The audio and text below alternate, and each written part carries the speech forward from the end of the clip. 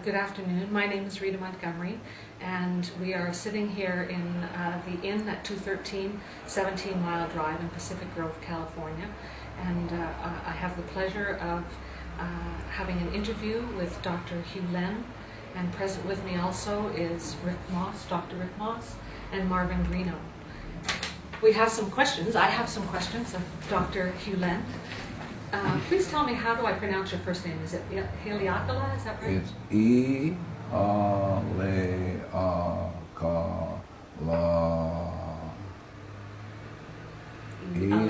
E-A-Le-A-K-A-La.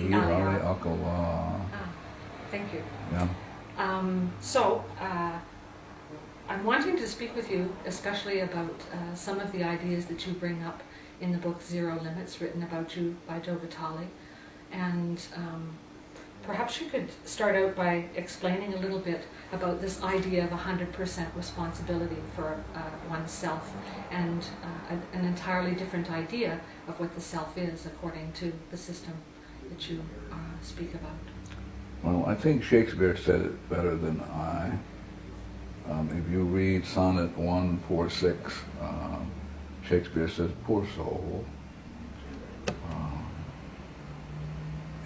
And so Shakespeare is saying the basic idea is that there are tragedies in our lives because we don't take a look at where the origin of the problem is, and it's always in self. So the tragedy being in life is that we're clueless and we repeat the same thing over and over and over again. And so when I work for example, when I worked at Hawaii State Hospital, working with people killed, raped, and murdered people, I had to ask the question, what is going on in me that I'm experiencing this? I'm experiencing a patient being violent, I'm experiencing staff going crazy, that sort of stuff. And so having to take 100% responsibility for that. What's going on in me that I'm creating this experience?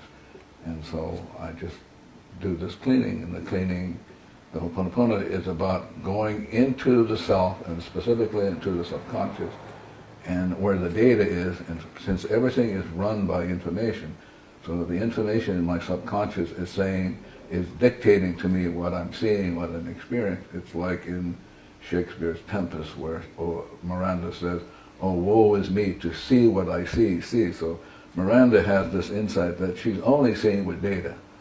And so it is with me, and so it is with all of you. And so I just work on the data in me that I experience as, quotes, the other person.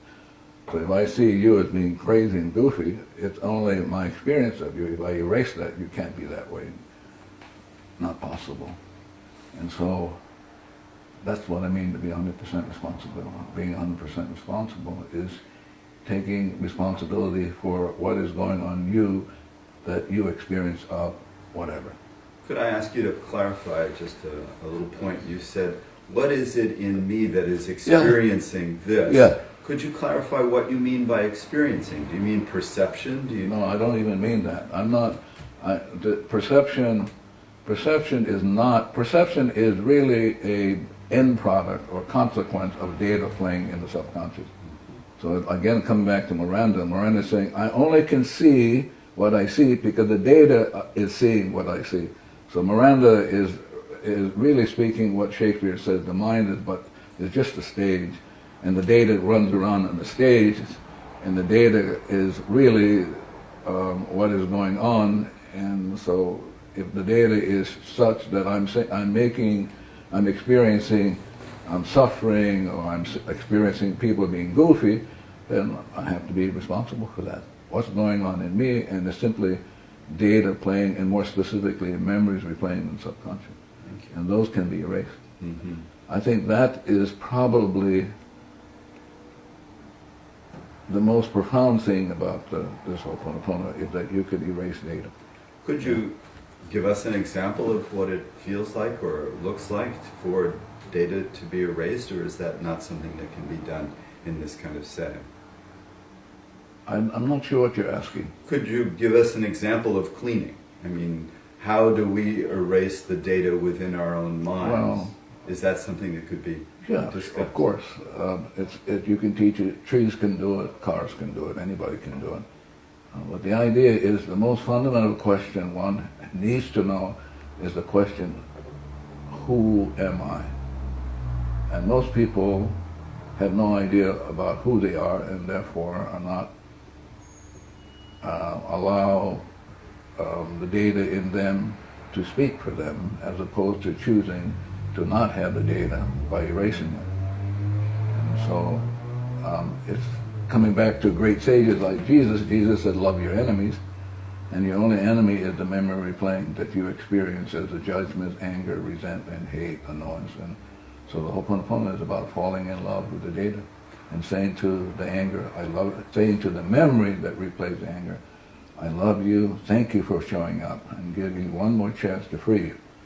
And so the Ho'oponopono is just simply saying, I love you, thank you. When the data is erased, what is the self that remains? Is it a unique self that is God created? Is it individuated, or is it just pure self? So let me come back at you.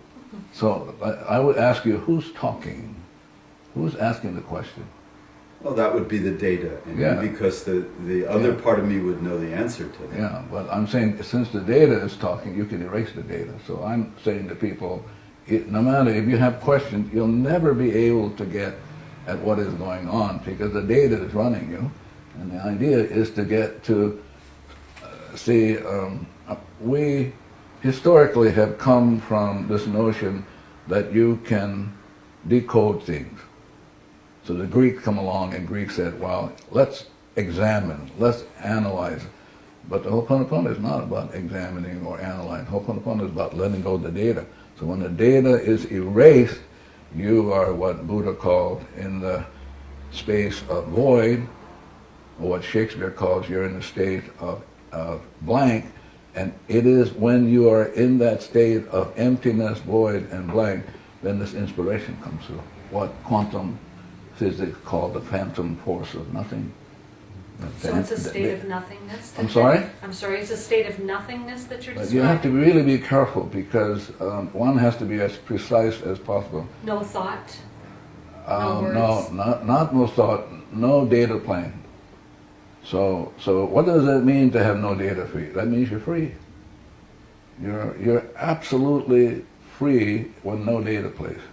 And it's only at freedom, or I'll use another word, clarity. Clarity is defined as no data playing. No data meaning no memory replaying in the subconscious that one experiences. So let's say you get the mind back to zero. This is what Jesus called the stone or the foundation. And only on that foundation then can you build something. And then out of that foundation comes the inspiration. And so you are moved by perfect information as opposed to being using dead information. But most of the time we're dead. Because we without realizing, we're stuck in old data and we're dead. And the Ho'oponopono is about releasing the death and the debt. So we basically have a mortgage on our souls, and we don't even know that. And we because we're not conscious of it or not even aware of it, we're stuck in it, and we're just going to suffer. And it doesn't have to be so. But you can erase the data back to zero, and at zero, out of nothing comes this phantom force of inspiration. New data, brand new.